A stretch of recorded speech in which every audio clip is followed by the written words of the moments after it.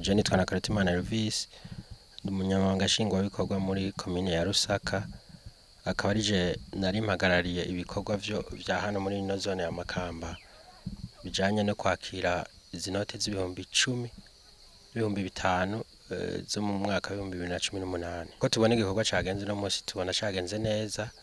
Aya mahera iyo bataza kuyabitsa kubera ababeshi baje kuyabitsa nta makonte bari bafise muri aya mazu yo kuziganya no kugurana bakaba bakenguruka gose kuko baravye ikiringo cari gisigaye bari bafise ubwoba ko aya mafaranga ashobora kubana ipfa gusa.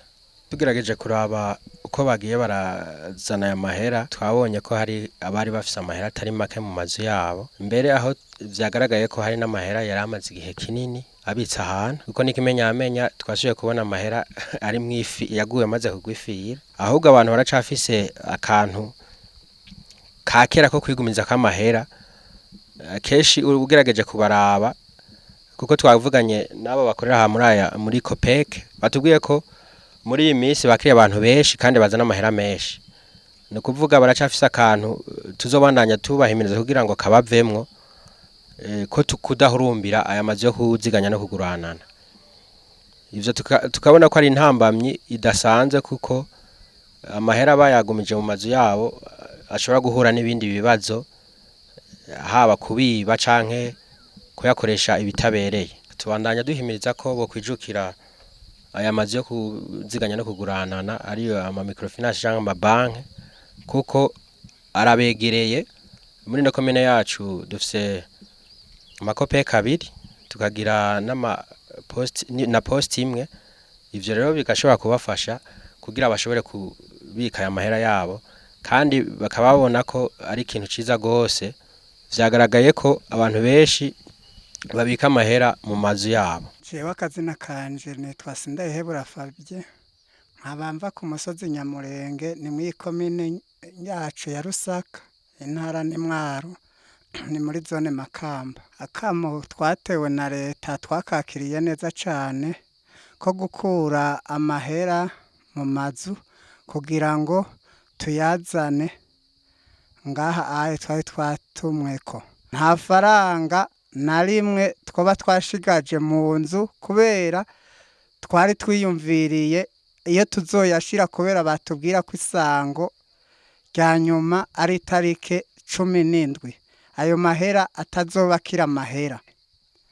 Twaje tuzi ko tuca tuyatahana, mugabo twahavuye dusigurirwa ko bashobora guca bayaduha vuba bwango, nabone bakabisaba bakayaduha vuba bwango kugira ngo tuze twikenure muri utu na turiya.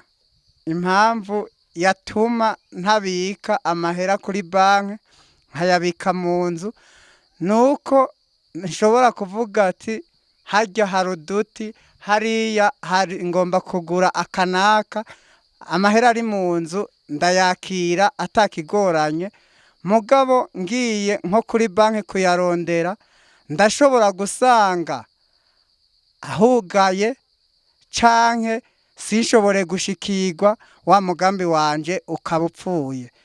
Nukuri twasiguriwe imbere yuko dutanga nayo mahera, baradusigurira abari babihagarikiye, baratusigurira akamaro ko kubika mu mabanki ntidusubire kubika amahera mu mazu kubera amahera abitswe mu mazu ahura n'ingorane nyinshi cane. Nitwa Niyosaba Innocent, nkaba mvuka ku musozi Kiga, komine Rusaka, intara ya Mwaro, zone ariyo yiyi ya Makamba.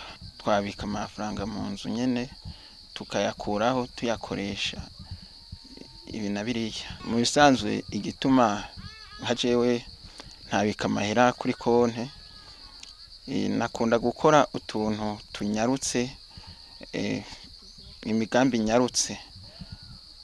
Rero naco gituma ntashobora kuja kuyabika kuri konte, kandi mu bisanzwe konte nabona ko umengo nta nakamaro kanini ko kubika amafaranga